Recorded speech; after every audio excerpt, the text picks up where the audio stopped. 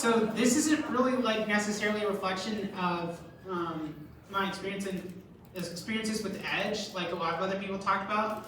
But technology in general is kind of like a really important part of my life and an important part of all of our lives. So I thought I'd speak on that instead. So there's a lot of reasons you should care about electronics.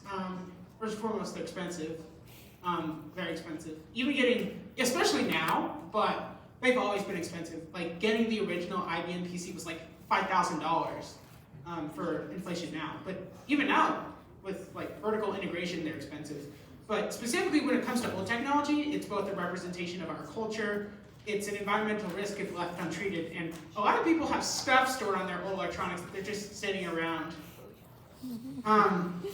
And all three of those things are problematic for different reasons. So technology represents human culture in a variety of ways. The original, like we went from computers being about the size of this room, right, to being able to literally present off of a MacBook that's almost as thin as a wall of it. And that's an incredible amount of progress for anything in the span of less than 100 years. And for that to happen, it took engineering, it took artistic intent, it took the design philosophy of hundreds, possibly thousands of people to get there. And that's part of the reason why technology is so important to me, because it's basically a bunch of human creations put into one thing. I mean, just to design this computer, you need somebody who can design a screen, somebody who knows how keyboards work. You have to design how ventilation so the computer doesn't explode. You have to have good material supply chain so that you can get things like the battery and like the processor. You have to have a bunch of different ways to make the computer. And it's the culmination of all of that is something that we really honestly take for granted now, right? And not to mention the fact that the UI design of computers also is artistic intent, right? Like if you look back to something like Windows XP or Windows Vista or Windows Now or Mac OS or just any operating system, the design philosophy behind that was designed both by an artist and by a UI designer. And that sort of, and the way that it looks is kind of changes depending on the culture, right? Like the way that we use computers has changed a lot, right? Like everybody basically owned a laptop 10 years ago, but now a lot of people only need a tablet or a phone, and that's sort of reflected in how we look at computers now. So there are real world examples of like art design. The most popular one that people talk about, especially my generation, is Frugo Arrow, which was an art aesthetic between 2003 and 2011. If you remember the glass aesthetic in Windows 7 or transparent technology like the iMacs, that specifically is Frugo Arrow. It's not exactly used a lot nowadays. We tend to go for more minimalism instead of stuff like that, but it actually is kind of sort of coming back. Not in the same way, it's more like a faux Frugo Arrow where it's a little bit more transparent, it's a little bit more simple, but it still kind of looks the same. Also, the way that we consume art in comparison to our technology also changes a lot. Like when it comes to CRTs, they sort of blend the pixels together, even if you have an HD one, which means that if you design art in any capacity, it sort of changes when you're actually viewing it. Like we have pixel accurate color on this TV, but if I were to actually bring a CRT in, which I wouldn't because those things are massive and heavy, but if I were, it would look blended together even if it were in technically the same resolution. This is 1080p. Also, when it comes to things like VHSs or DVDs, the content that we consume on those changes a lot. Like with VHS, people would have to watch movies in a specific way because you'd have to rent them and return them. And VHSs were expensive, so you wouldn't be able to literally just watch the movie over and over and over again because nobody wanted to buy a $50 movie, right? And when it came to CDs, I mean, you can't literally just treat the CD however you want. If you scratch the CD, you buy it, right? Because it's, if you scratch the CD, it stops working. But now, instead of consuming media physically, we just go on a streaming service and we look at the media that way, right? And that's a lot different because we don't own the content we consume anymore, but we also have access to everything, right? So the movies that we care about are at our like fingertips, but like Netflix decides tomorrow that they want to take a movie that I like off, I can't do anything except go and buy it. And I mean, we see that a lot with a lot of media nowadays, that it just kind of disappears. I mean, if a streaming service wants to write it off as a tax write-off, it just disappears, right? And unless you're willing to do piracy, which is illegal, you can't get access to it anymore, right? And another part of it, of how engineering and art affects computers, is that, like, in just one computer, there are billions of transistors. Like, they're so small that you can't see them with the naked eye. And what's crazy is that all of those things are necessary. Like, there are 4 billion, not moving parts, but parts of the computer, and they're all necessary to keep the thing working. And as humans, we took literally rocks, and we made something that can compute millions of digits of pi. And we could just buy that. Like, that's just something I can get my hands on, and that's incredible, functionally, right? And somebody had to design that. Somebody had to manufacture it, somebody had to get the raw materials for it, somebody had to make a motherboard with a UEFI BIOS so that I could actually use the computer, and all of those things were made by humans. But the combination of those things can do something that most humans can't do, which is incredible. So the overall point I'm making is that technology almost represents all of us as like a species. We took basically rocks, silicon, and we took something and we made it into something that's so much more, right? It's important because it represents a lot of the good of humanity, but it also kind of represents the bad parts too. So if you don't care about art, which is kind of mean, you should still care about technology, because there are tons of heavy chemicals and metals in the technology too. So technology is like filled with harsh chemicals. The phones that I know some of you are probably looking at right now, those have lithium-ion batteries. If I were to set them on fire, they would explode.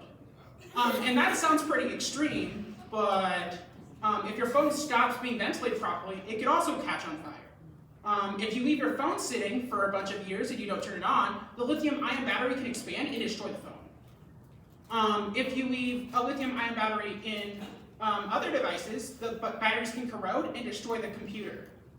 Car batteries, actually, some of them contain lead. And we actually know lead is so bad that we banned it from use in gasoline. And the point I'm getting at, and not to mention the other harsh chemicals inside of older electronics, like how we used to use lead solder, or the point I'm getting at is that the technology that we consume and use is filled with stuff that we don't want just sitting around everywhere. And yet that's exactly what people do. 80% of electronics aren't like properly disposed of. I know everybody, including me. I'm not like some angel that doesn't do this. They have electronics just sitting somewhere in their house. And that can be potentially volatile, not just in the sense that you can destroy the electronics, but I mean, if you have a really particularly poorly made up piece of electronics, it can catch on fire. And that's bad, I think. I think burning down your house because you have a battery that's in a bad state is probably not a good thing. The other thing is that if you just leave a computer with a bunch of your personal data sitting around, or you dispose of it improperly, you know somebody can open the computer and take out the hard drive and get access to whatever you put on the computer, right? It's a giant concern for personal privacy and security if you just don't wipe the drive. So if you're gonna leave a computer in storage, you should probably wipe it first. Okay, so anytime you want to not do the things I just brought up, you should probably recycle the computer. If you have Google, which I know all of you do, you can Google your nearest local electronics store and find out where you can, local electronics recycling place, and you can go and recycle it. And what they'll do is they'll either turn it back into materials that can be used for computers, or they'll take the parts and sell them separately so that other people can keep their computers running.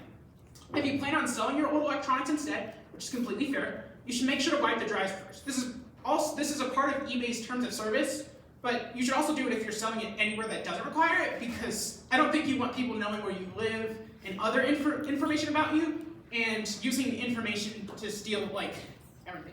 It's also not good to leave lithium batteries in electronics. I know most phones nowadays are basically impossible to open, but if you can open your phone or open a laptop, you should take out the battery if you plan on having the electronics sit forever.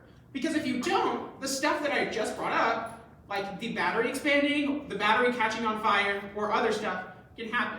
Now those things are rare, but I personally wouldn't risk that, honestly. Especially considering that every single electronic that we have has a lithium-ion battery. Or it has reusable batteries, right? That's the reason why you don't let batteries in a remote sit. They corrode. So a lot of people have not just an attachment to the technology, but to the data inside of it, right? Like, people used to keep giant collections of CDs and DVDs and VHSs with pictures and photos of people. That stuff eventually degrades over time. So if you have old types of media that isn't stored on the cloud, or even new stuff, it can get destroyed, and then whatever you had on that thing is basically unrecoverable. In some ways, times it is, but I mean, you don't necessarily know what's going to happen to a VHS after it's been destroyed, or a CD that's been scratched, or honestly a phone that's been gone up in flames or something, right? So to save that, to save that, you should probably store it somewhere, like in the cloud. When it comes to older formats like CDs and VHSs and cassettes, you should digitize it first through several means. That's way too complicated for me to explain now, but you can either pay somebody to do it or you can look it up. You should probably store this either on a cold store hard drive, which is basically just a hard drive that you take and put in a secure location, right? And then you store it in a secure location and you don't touch it. You don't let anything get close to it. Hard drives are actually best for this over other forms of media because it's magnetic, and it's magnetic in a different way than things like SSDs or flash drives. So if you don't touch the hard drive, it actually degrades way slower than other forms. But you should always check up on your backups every now and then to prevent them, just in case something happens to them so you can prevent it. But the best way of storing data is in a cloud system like Google Drive or Dropbox or any other form of cloud storage. That means that you can access it no matter what and anywhere. And normally these services are owned by large companies which have long-term, like basically commit long-term to keeping your data safe. So this is my review. Technology is kind of just a part of our daily lives. It's basically a culmination of engineering and art philosophy through both the stuff we use and the UI design and operating system design in the technology.